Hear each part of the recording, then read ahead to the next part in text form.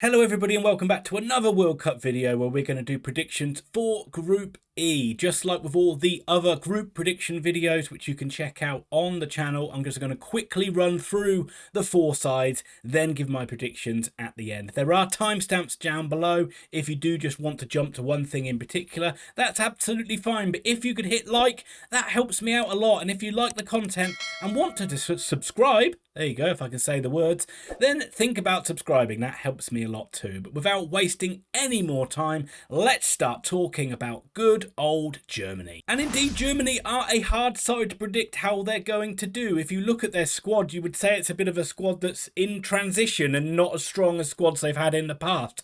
And you would probably say that Hansi Flick is maybe building for future tournaments where they're going to be a lot stronger. But Germany have been in this position before where they've been rebuilding, and they've done extremely well in the process of them rebuilding, like for example Euro 2008 and the World Cup in 2010. Plenty of creative talent in this German side, but they really do lack a goal scorer. Defensively they should be pretty sound and pretty solid with like holding midfield players in front of that back four, but it is going forward where the problems lie. Mario Götze has been the one dragged in from the cold, really. Hasn't really played much for Germany, but did get that winning goal in the 2014 World Cup final. But he is the one dragged back in, as I said, to try. I don't know even if he's going to play, but he's in the squad, so it's a bit of a surprise.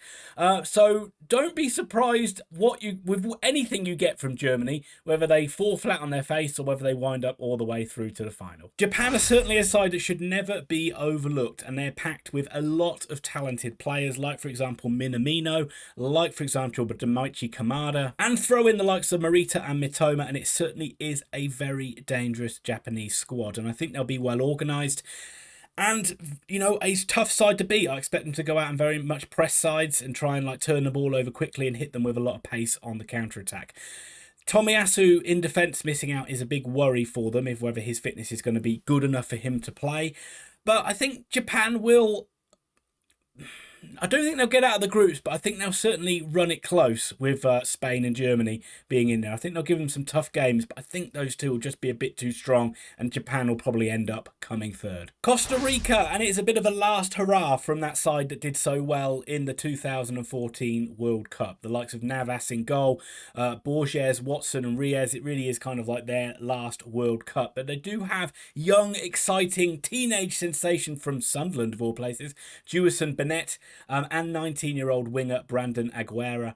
So they are two players to certainly look out for. But I don't think that it's a Costa Rica side that's going to be too exciting in this tournament. They don't tend to concede many goals, but they don't tend to score too many either. So I don't really expect them to do that well.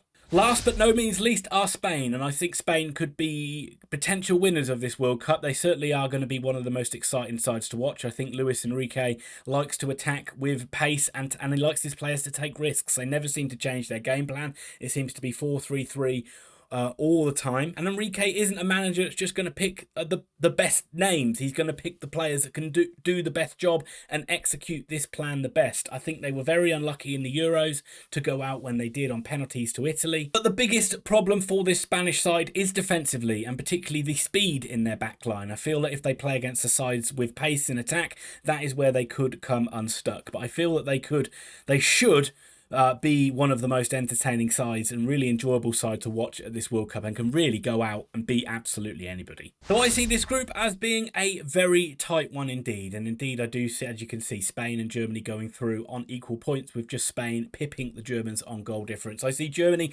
getting a comfortable win over Japan in the first game, Spain to absolutely batter Costa Rica, Japan to then bounce back with a narrow win themselves over Costa Rica. Sorry Costa Rica, it's not going to be a good tournament for you. And then Spain and Germany to play out a bit of a end-to-end barnstormer, with it being a 2-2 draw. Spain to beat Japan 2-0. Germany to beat Costa Rica 2-0. So it's just the Spanish nicking ahead of the Germans on goal difference, but two very strong showings from those sides. And that will do it for my Group E predictions. Let me know what you think down below. I'm always interested to know your thoughts. And once again, if you can hit like, that helps me out so much. And think about subscribing to the channel as well. I'll be back with the remaining groups very soon. So have a great rest of your day. Thanks for watching.